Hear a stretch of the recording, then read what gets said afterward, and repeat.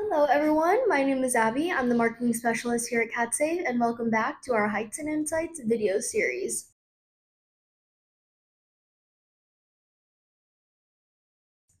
In today's video, we will be covering your most frequently asked questions in regards to our latest product launch, the GR37. When it comes to add-ons and accessories, is the self-closing gate and toe board still an option? Yes, we use our standard gate and toe board just like our other systems with these add-ons. Here are some photos to see what the self-closing gate looks like on our GR37 system. Are the bases filled on site or do they ship in full? Our bases are HDPE plastic shell and are pre-filled with concrete before it gets on site. So it comes pre-filled, already plugged, and it even comes with the rubber grommets on the feet and the bases already on it. One of our most popular questions we get is in regard to the GR37 being a trip hazard.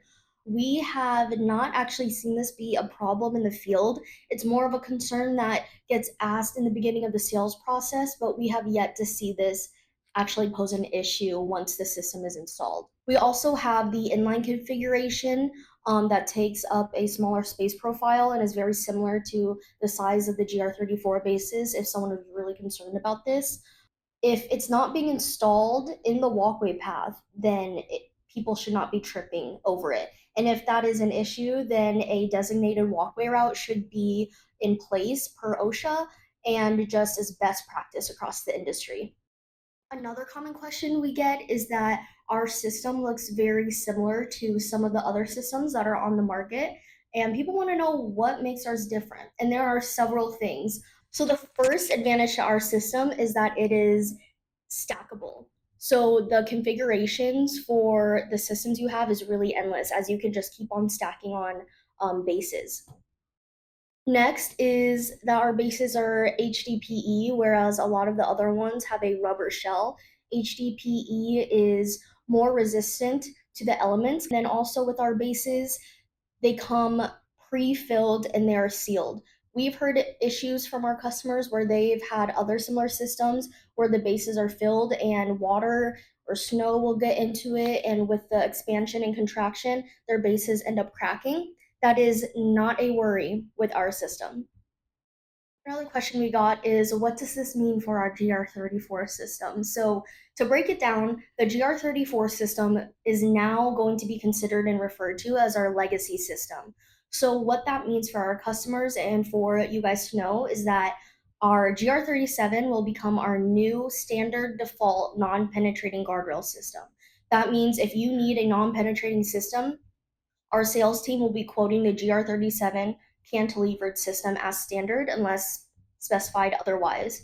As for our GR34, since it's our legacy system, that means we will be keeping less inventory of it, which could mean extended lead times in the future.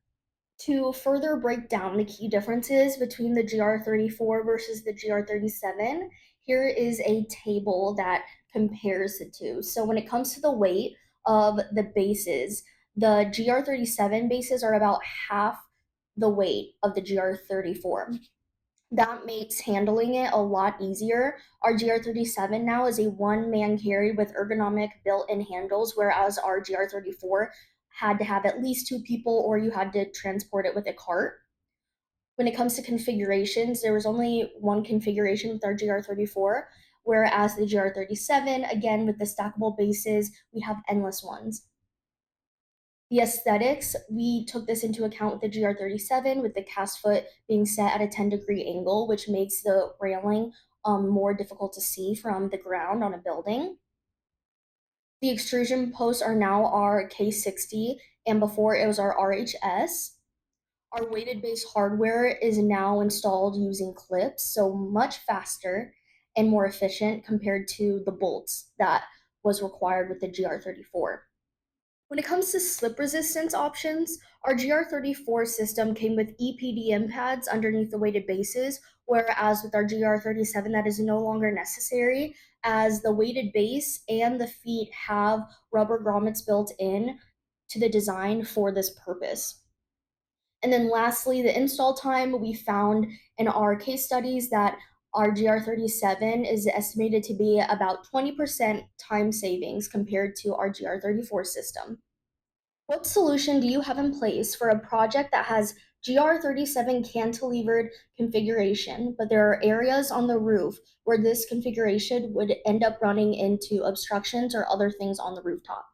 So this is actually something we've already experienced, and the benefit of having such a flexible system is that you can really mix and match the configurations.